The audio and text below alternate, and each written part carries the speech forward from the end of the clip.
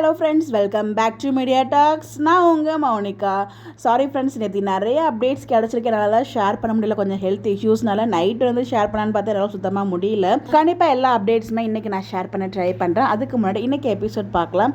இன்றைக்கி தாங்க விஜயை பழைய ரக்கெட் விஜயாக பார்க்க முடிஞ்சது. ஃபஸ்ட்டு பசுபதிட்ட ஒரு ஆக்ரோஷமான கோவத்தில் வந்து எட்டி உதப்பாரு பாருங்க. அந்த மாதிரி ஒரு கோவம் வந்து இன்றைக்கி நம்மளால் பார்க்க முடிஞ்சிச்சு.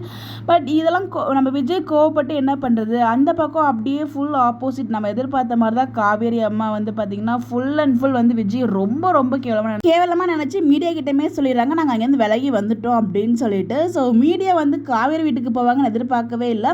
இன்னொரு பக்கம் விஜய் கோவப்படாது அப்படிங்கிறப்ப ஸோ விஜய் மேலே தப்பு தான் இருக்கும் அப்படின்ற மாதிரி ப்ரொஜெக்டும் பண்ணுறாங்க. ஸோ விஜய் வந்து கொஞ்சம் ஸ்ட்ராங்காக பேசிக்கலாம். நாங்களை ஏன் சொல்ல மாட்டாங்கன்னு தெரியல. நான் அவங்கள ஏமாத்தலை, அவங்க தான் கல்யாணத்துக்கு முன்னாடி ஓடி போயிட்டாங்க அப்படிங்கிற விஷயத்தையே ரிவீல் பண்ணல. அப்படி சொன்னால் அவங்க மேலே தப்பே இல்லை, விஜய் மேலே தப்பே இல்லைங்கிற விஷயம் தெரிய வரும். பட் ஆனால் அதை சொல்லவே மாட்டுறாங்க. அது ஏன்னா எனக்கு இப்போ வரைக்கும் தெரியல. இந்த பக்கம் காவேரி இப்போயுமே சைலண்டாக தான் இருக்காங்க.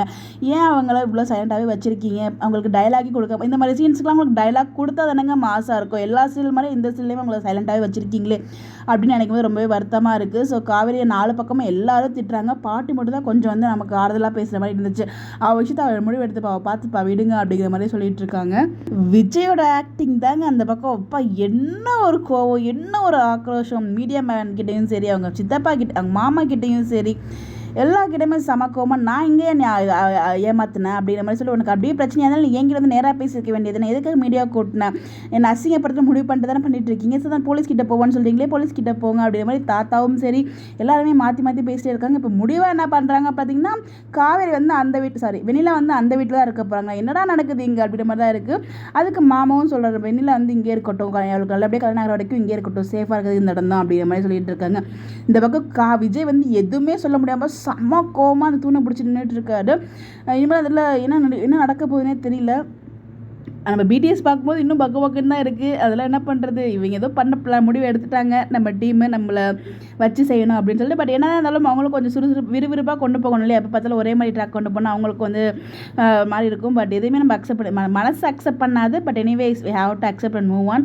கண்டிப்பாக ஒரு நல்ல ட்ராக். இதெல்லாமே இவ்வளோ ஒரு பதட்டம், இவ்வளோ ஒரு நமக்கு நெகட்டிவ் ட்ராக் கொண்டு போகிறதுமே ஒரு நல்ல ஒரு பாசிட்டிவான எண்டுக்காக தான் இருக்கும். ஐ மீன் வெண்ணிலாவோட எண்டு கொண்டு வரலாம், இல்லைனா வந்து வெண்ணிலா ஃபுல் நெகட்டிவாக மாற்றுறதுக்கும். நம்ம விஜய் வந்து இப்போ நல்லா வெண்ணிலா பற்றி புரிஞ்சுக்கிட்டாரு, செம்ம கோவத்தில் இருந்துட்டு இருக்காரு.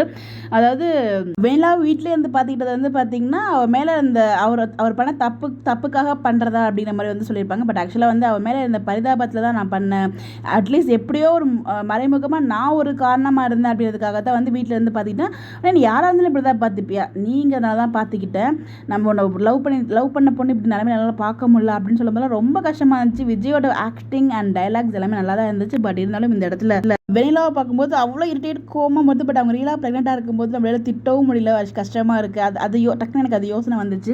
ஏன்னா ரியலாக அவங்க அந்த கேரக்டரில் ரொம்ப சூப்பராக பெர்ஃபார்ம் பண்ணுறாங்க கேரக்டர் வைஸ் பார்க்கும்போது. பட் நமக்கு அது இரிட்டேட்டாக இருக்குது. வீக்காக ஒரு பிரச்சனை நம்மளால தாங்க முடியாது இல்லையா? அந்த மாதிரி தான் இந்த இடத்துல விஜய் வந்து இந்த அளவுக்கு போராடுறாரு. ஆப்போசிட் சைடில் நாங்கள் விலகிட்டோம் அப்படிங்கிற மாதிரி மீடியாலே அப்டேட் கொடுத்துட்டாங்க. இதுக்கப்புறம் என்னங்க பண்ண முடியும்?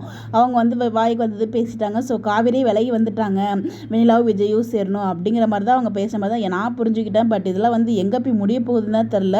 பட் ப்ரொமோஷன்ஸில் எனக்கு கொஞ்சம் டிஃப்ரென்ஸ் இருக்குது. அதை பற்றி நெக்ஸ்ட் வீடியோ நான் ஷேர் பண்ணேன். நீங்கள் எபிசோட் பார்த்தீங்களா எப்படி இருந்துச்சுன்னு சொல்லி உங்களுடைய கருத்துக்களை மறக்காம, உங்களோட பாயிண்ட் ஆஃப் வியூவை மறக்காம கமெண்ட்டில் ஷேர் பண்ணுங்கள். பட் எனிவேஸ் கொஞ்சம் த்ரில்லிங்காக தான் மூவ் பண்ணுறாங்க. அடுத்து என்ன நடக்க போகுது நம்மளால யூகிக்கவே முடியல. ஸோ அந்த மாதிரி தான் டீம் வந்து மூவ் பண்ணுறாங்க. அதுவும் இது ஒரு விதத்தில் நல்லா தான் இருக்க மாதிரி ஒரு ஃபீல் ஆகுது. பட் எப்படியா இருந்தாலும் வீக்காகவே ரொம்ப டேமேஜ் பண்ண மாட்டாங்க அப்படிங்கிற ஒரு ஹோப் இருக்குது. பிரவீன் சார் அந்த டீம் மேலே பாப்போம் என்ன பண்ண காத்துட்டு இருக்காங்க அப்படின்னு சொல்லிட்டு உங்களுடைய கருத்துக்கள் மறக்காம கமெண்ட்டில் சொல்லுங்கள்.